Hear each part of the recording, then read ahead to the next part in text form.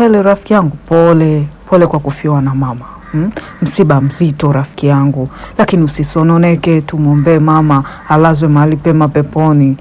Sawa Chantel. Nashukuru rafiki yangu kwa kuja. Nilikuwa nimekumisi. Vipi habari ya huko utokako? Yule Bikize vipi? Umemwacha peke yake? Yuko na nani? Acha nikupe mchapo rafiki yangu. Yule Bikize mchoyo kwanza, nimemkomesha. Yaani nimekula nyama yote ambayo iliyokuwa kule ndani. Haya, tuachane na hayo. Kaja na rafiki yake huyo, nakwambia utasema msukule so msukule, mzimu so mzimu. Mara ya kwanza mimi namuona niliogopa, nikajua vipi kina Chantel wanafuga mizimu tena. Usinichekeshe wewe. Ukajua sisi tuafuga mizimu. Huyo rafiki yake kwanza yukoje? Walikuja kufanya nini na walikuja kupanga nini? Unajua sisi hatuko kule nyumbani. Usikute ndo wamekuja kuzikoleza zile dawa kweli. Waje wamharibu tena kakaangu wampoteze. Kwa sababu siwezi kupoteza mamangu alafu nikapoteza na kakaangu. Mimi nitaishije, nitakuwa mgeni wa nani Chantel hapa mjini? Haiwezi kufika huko Chantel. Acha uoga bwana. Si unajua wanaweza kumkoroga na dawa wakamsubirisha, lakini atakuja kuzipata akili zake. Umesikia Chantel? Hao mambo sasa hivi sio ya kuwaza. Kakako atakuwa sawa tena sawa. Na ukimaliza hapa msiba tunaenda kumpigania kakako. Ama unasemaje? Ama umeshakata tamaa? Nikate tamaa jamani? Bado sijakata tamaa, lazima nimpiganie kakangu arudi katika hali yake. Lakini mama alivyokufa alimwacha Sara kama ndo mke wa kaka. Kwa hiyo mimi inabidi nipambane ili niweze kuwakutanisha kaka na Sara. Kabla ya mambo yangu yote niweze kuzungumza na kaka akiwa na akili zake timamu. Kwa sababu baraka za mke wa Dorian mama alimwachia Sara kama mke wa Dorian, na sio huyo takataka mwingine huko nyumbani. Mama, umekuja kufanya nini hapa? Mimi na wewe tulishakubaliana mamangu, wewe ubaki na mambo yako na mimi nibaki na mambo yangu. Umekuja kufanya nini tena hapa? Baba akikukuta hapa atakufurugusa, na anavyokutukana asubuhi saa 6 na jioni. Umekuja kutoa nini hapa? Yaani nisije kuongea na binti yangu eti kisa babako. Baba yako yupi? Yule mlevi ndo aanze kunisumbua mimi na kunitishia mimi eti nisije nikuone. Kwa sababu gani? Ina maana na wewe hautaki kuniona kwa sababu babako huyo mlevi hataki na mimi nikuone. Mimi nina matatizo chungu mzima. Huyo babako Sembuse hatanisumbua mimi. Wewe unajua napitia mambo mangapi? Tokea umeondoka, umeacha, umechukua simu ukanipigia ukasema, "Mama, vipi? Huko unaendeleaje?" Si umekuja umekaa na babako mlevi, umeridhika sasa kukaa na babako mlevi hapa. Ni mimi ningekufa huko. Unajua mimi nimekubeba tumboni miezi 9 wewe. Ni kweli sikatai, umenibeba tumboni miezi 9. Lakini mama, mimi na wewe tulishindwana, mimi nikaamua kurudi kwa baba. Leo umekuja kunifuata nini mamangu? Mimi najua wewe una uwezo wa kujipambania na kuwa mzima wakati wote. Mimi nimeamua kurudi kwa sababu aibu siitaki mama yangu. Mimi nimeshakuwa mtu mzima, nafatana na wewe wapi? Sasa sikiliza nikwambie, nimekuja kukuchukua, tunarudi mjini. Umesikia? Tunarudi mjini. Umesikia? Lile nyumba siwezi kukaa peke yangu. Na wewe ndo mtoto wangu. Wewe ndo msiri wangu. Kwa hiyo inabidi twende. Wewe ukawe masikio yangu. Kwa sababu pale watu wameshanizidi nguvu. Kila siku ile nyumba wanaingia watu wapya. Leo wanatoka huyu, kesho kinatoka kinyago kile, kesho kinakuja kile. Mimi sitoweza kupambana peke yangu. Na tukipambana, tukafanikisha, tunaondoka na kila kitu sisi wenyewe. Mimi nimeshaona zile mali na uwezo wa kuzichukua. Kwa nini hausikiwe mtoto? Mama, mimi nimeshasema sirudi. Kama masuala yako ushirikina, wewe nenda tu. Mimi na masuala ya ushirikina sitaki, na roho yangu hainitumi mimi kumfanyia yule baba kitu chochote kibaya. Wewe nenda mama yangu. Mimi nakutakia baraka zote, na wewe niache hapa niendelee kukaa na babangu huyu. Ananitukana lakini tunaelewana. Nauliza, hii takataka inatoa nini hapa? Si nimeshasema hizi takataka isifike hapa. Imekuja kufanya nini hii takataka hapa? Umewachuna mabwana huko, umewachuna. Sasa hivi umeona uje huku, sasa uje nyumbani kwangu. Hebu fanya uondoke takataka mkubwa wewe, kabla sija kupiga mabao mpaka uzimie. Unamwita nani takataka? Mlevi mbwa wewe? Au kwa sababu unaniona nimekuja hapa, unajua nimekuja na shida, yani nimerudi, nimekuja kukuona wewe, Mimi nimekuja kukuona wewe? Mimi nimekuja kumfuata binti yangu. Una akili kabisa wewe. Mwangalie binti yangu jinsi ambavyo amekonda. Yaani mimi nilikuwa najitahidi aishi maisha mazuri, lakini chenyewe pia kina kimbelembele tu, kinakazana kumkimbilia babake ambaye ni mlevi mbwa. Nimeshakwambia wewe babako ni mlevi mbwa. Mbona usikii? Mama, maisha mazuri yapi wakati ulikuwa unaninyanyasa, unanisimanga mimi nisipofuata vile ambavyo unavitaka wewe, unanisimanga mimi. Nimesema siendi mahali, bora nikae kwa baba yangu hapa. Unanichukua unanipeleka kwa watu kwenye unanitesa tu. Si bora nikae hapa nakaa na amani? Japo ndio ni babangu ananitukana, najua ananitukana, lakini kesho tunaamka vizuri, tunaendelea na mambo mengine. Hii mitoto mingine unaitafutia maisha yenyewe haielewi kama unaitafutia maisha unaipigania wewe. Wewe unafikiri mimi napigana kwa ajili yangu? Mimi napigana kwa ajili yako wewe, kinyarukembe. Mwangalie kwanza, una kazi tu, unakaa hapa unafanya nini? Yaani utake usitake tutaondoka, lazima tuende huko.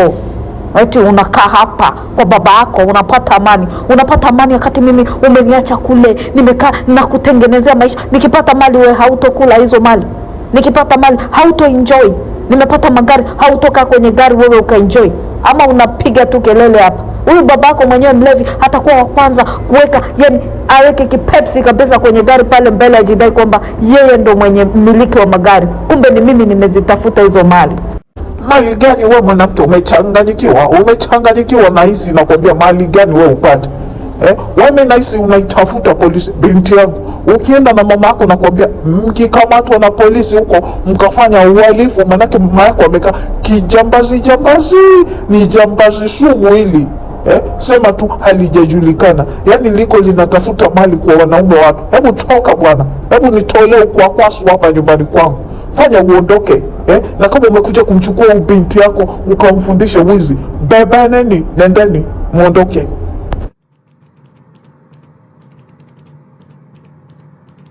Pole sana mpenzi wangu, nasikitika sikupata nafasi ya kuweza kuzungumza na mama kwa mara ya mwisho, lakini ni mtu ambaye ni mcheshi sana, na ndio maana nilivyosikia tu sikusita, nimepanda ndege mara moja nikaja, kwa sababu unajua ni kiasi gani ambacho ulikuwa unampenda mama yako na ni kiasi gani ambacho umeni miss, na nahitajika kuwepo karibu na wewe. Natumai unaendelea vizuri mpenzi wangu, na hayo yote ni ya Mungu. Mungu ndo ambaye anachagua wa kwake. Kwa hiyo usisononeke sana, cha muhimu ni tumwombee mama aende salama na akatuandalie na sisi makao, kwa sababu njia yetu ni moja. Asante baby, asante kwa kuja, na tunaendelea kumwombea. Nashukuru sana. Na imekuwaje, mbona hujanipa taarifa kwamba unakuja? Oscar, ujue nilikuwa nimekukumbuka, nimekumiss. Ni almost sasa miezi 6 hatujaonana Oscar. Ni mambo mengi yametokea, kuna vitu vingi, lakini nashukuru sasa uko hapa, mambo yataenda vizuri. You know what Chantel, mimi kitu ambacho nimefikiria kwa sasa, nataka tuondoke wote, tuende Australia. Sasa Chantel, alafu tukifika kule tutajua tu ni nini ambacho cha kufanya, lakini mimi kwa sasa sitamani kabisa kukuacha hapa, na nataka nikuoe sasa rasmi. Nasikitika mama hatakuwepo katika harusi yetu, lakini mimi sasa naona ni muda sahihi wa mimi sasa kuweza kuwa na mke. Ama Chantel, unasemaje? Najua hapa sio sehemu sahihi ya mimi kuweza kukueleza kwamba mimi nataka nikuoe, lakini imenibidi tu nikwambie kwa sababu nakupenda kuliko maelezo, na mimi kuishi mbali na wewe naona napata shida Chantel, na sasa hivi hakuna kitu kinachotuzuia. Zamani nilikuwa nikikwambia njoo nifuate Australia, unalalamika mama nitamwachaje na vitu vingine kama hivyo. Kwa hiyo kwa sasa hivi najua hakuna pingamizi, na mama atatupatia baraka zake huko ambapo alipo. Nakuelewa Oscar, naelewa kwamba sasa hivi unataka tuondoke na niende na wewe. Mimi niko tayari wewe kuweza kunioa, lakini kuna mambo ambayo hatujakaa tukazungumza. Vipo vitu vingi ambavyo vimetokea. Najua nikikaa na wewe nikizungumza utanishauri japo mambo 2 matatu. Kwa hiyo tutazungumza, naomba utanipa nafasi, tutakaa sehemu siku mambo haya yote yakishapita, ili tuweze kuzungumza, niweze kukuhadisia. Najua wewe tu utakuwa na jambo la kuweza kuniambia ambalo litakuwa ni zuri na ambalo litanisaidia mimi kuweza kupata suluhu ya hiki kitu ambacho kinaniumiza akili. Sawa, hakuna shida. Wewe utafanya utakavyofanya, ukipata nafasi utanieleza, tutashauriana na tuone namna gani ambavyo tunaweza kusaidia. Sawa mama, hilo lisikuumize akili. Lakini babe, umekula? Did you eat anything? Ama ndo umekaa sasa umekaa unalia. Mama hatopenda kuona hivyo. Naamini mama huku alipo anawaangalia nyinyi, kwa hiyo nyinyi mtakavyomfurahisha yeye ndipo ataendelea kupumzika kwa amani. Kula babe, usijali niko full kabisa hapa. Tena uende ukamsalimie na shemeji yako. Shemeji yako yuko hapa, sijui yuko wapi, atakuwa amekaa huko kwenye garden na mke wake. Inabidi ukamsalimie, manake ajue shemeji yake kaja, sijui atakukumbuka, manake na wewe waga unapotea jamani. Oscar Yes, amekaa na mke wake na mimi nimekaa na mke wangu, kwa hiyo ngoma draw. Mwacha apige story na mke wake wakichoka, na mimi nipige story na mke wangu, kwa sababu tuna mambo mengi sana ya kuongea.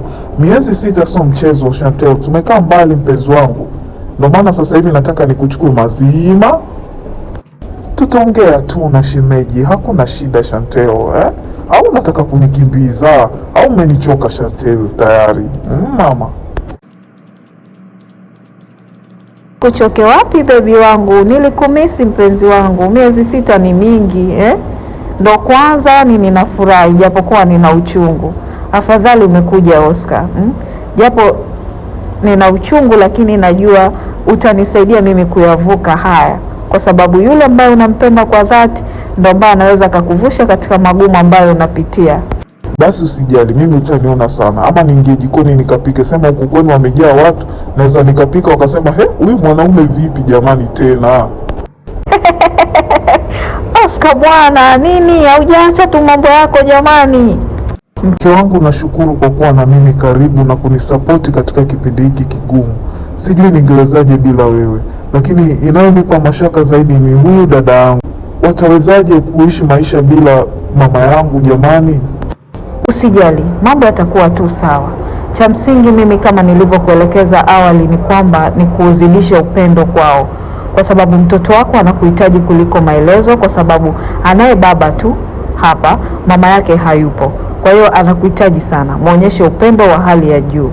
Kama kuna mapungufu yoyote ambayo mlikuwa mnamfanyia, sasa hivi inabidi muyafikie yale mapungufu, kwa sababu atajiona kama ni mnyonge, kama ni mpweke, hana watu ambao wanampenda, na hicho sio kitu kizuri, ama kitakuwa sio kitu kizuri, sio picha nzuri kichwani mwa mtoto, itamjengea huzuni kila wakati. Kwa upande wa dada yako, pia inabidi umpende dada yako kama mamako alivyosisitiza. Upendo ni kitu kikubwa sana katika familia, na mnapopendana hata mambo mengine yanaenda vizuri. Ndugu hawapaswi kutengana. Kuelewa mke wangu, mimi nimefikiria nimrudishe dada yangu na mtoto wangu nyumbani kwa wakati huu, alafu hii nyumba tuweze kuipangishia na wao watakuwa wanachukua kodi. Ama dada yangu akikataa, akisema anabaki hapa, ni sawa, yeye ni mtu mzima, ana maamuzi yake, lakini cha msingi mimi sitaki waanze kukaa na kuanza kumwaza mama kila wakati, kwa sababu hiyo itakuwa inawaumiza kupita maelezo, na mimi huko nakwenda siwezi kufanikiwa. Ni kweli kabisa, tuondoke nao, lakini inabidi kwanza uzungumze na dada yako, kwa sababu Chantel ni mtu mzima, sio mtoto tu kwamba unambeba sasa tunaweza tukaondoka. Na yeye anakuwa na mipango yake. Lakini hata kama mkiamua kupangisha hii nyumba, inabidi muache sehemu, hata chumba kimoja na seble na choo na jiko hivyo, ili endapo labda Chantel amekumbuka nyumbani aweze kuja nyumbani, kwa sababu huwezi kumfungia tu nyumbani kwako. Huyu ni mtu mzima, saa nyingine anahitaji kuwepo mwenyewe. Kwa hiyo inabidi kwanza shauriana naye, akikubali sawa, twende. Sawa mke wangu, nimekuelewa, nitazungumza naye ili niweze kuona naye mwenyewe anasemaje. Akikubali basi tunaenda.